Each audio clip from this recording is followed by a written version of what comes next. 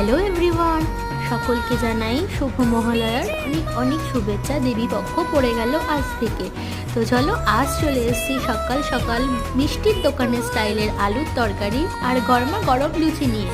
বাঙালির তো ফেমাস লুচি আর আলুর তরকারি, তাও যদি সেটা কোনো উৎসবের মুহূর্ত হয় তাহলে তো বাঙালির আরোই ভালো লাগে, তার স্বাদই আলাদা বেড়ে যায়।